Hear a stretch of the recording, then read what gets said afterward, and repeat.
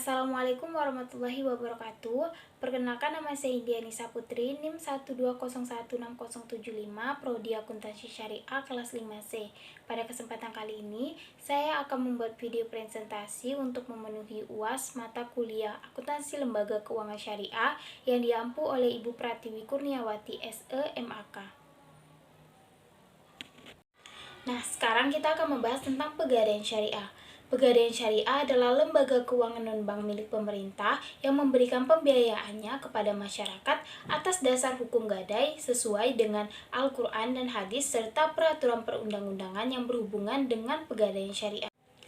Pegadaian Syariah merupakan perusahaan perseroan sebagaimana yang telah disebutkan di dalam pasal 1 ayat 1 tentang Peraturan Pemerintahan Republik Indonesia Nomor 51 Tahun 2011 tentang perubahan bentuk Badan Hukum Perusahaan Umum Pegadaian menjadi perusahaan perseroan. Di dalam Pegadaian Syariah ada dua akad yang berjalan di atasnya. Yang pertama ada akad ran dan akad ijoroh.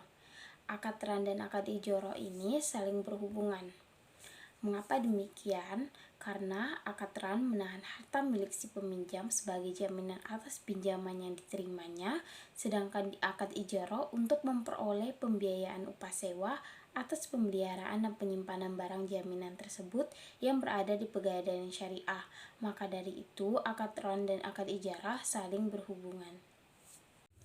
Baiklah, selanjutnya kita akan membahas tentang sistem Pegadaian Syariah di dalam memberikan pembiayaan aran kepada calon mitra usahanya.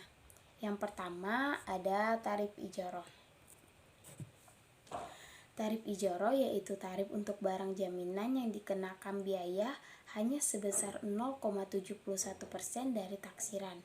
Yang kedua ada tarif gadai pada emas yaitu sebesar 92% dari taksirnya yang akan diterima oleh rahin atau nasabah. Yang ketiga ada golongan mahrun bi, yaitu penggolongan rahin atau pemberi gadai yang nama dan alamatnya sudah tercantum di dalam surat buktiran dan sesuai dengan besar pinjaman yang digolongkan menjadi 8 golongan. Yang keempat ada plafon mahrun bi, yaitu penggolongan besarnya pinjaman rahin. Dan yang terakhir ada biaya administrasi per SBR, yaitu besarnya biaya administrasi yang dikenakan kepada rahin pada awal saat rahin menggadaikan barang atau jasa sesuai dengan penggolongan mahrun bi. Ya, kita akan membahas soal berikut ini.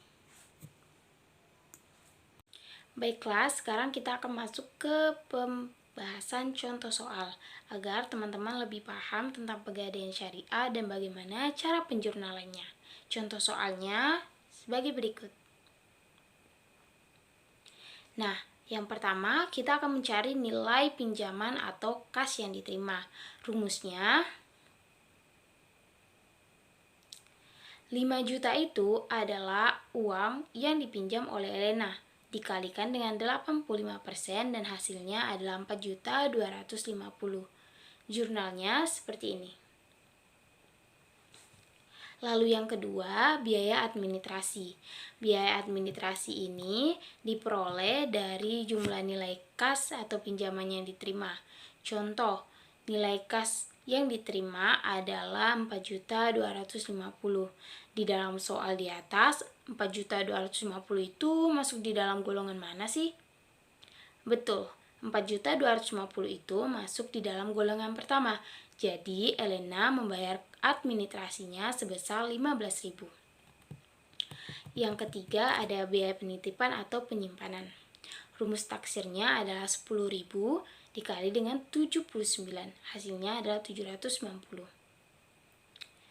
Nomor 4. Hitung jumlah yang Elena bayar jika ia menggadaikan emasnya selama 15 hari. Rumusnya adalah sebagai berikut. Lalu lanjut, bagaimana jika Elena menambah gadainya selama 80 hari? Apakah dia harus membayar uang sewa tambahan? Jawabannya tidak. Kita lihat rumus yang ini.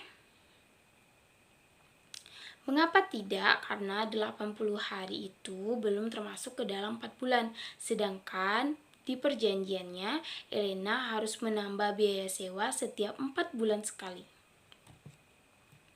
Dan yang terakhir adalah jurnal pelunasan, di mana peminjam membayar uang pinjaman yang telah dipinjamnya. Jurnalnya adalah sebagai berikut.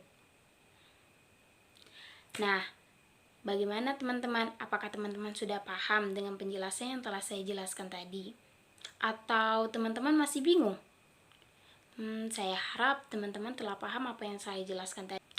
Saya tutup presentasi ini. Wabillahi taufiq wal hidayah. Wassalamualaikum warahmatullahi wabarakatuh. Bye-bye.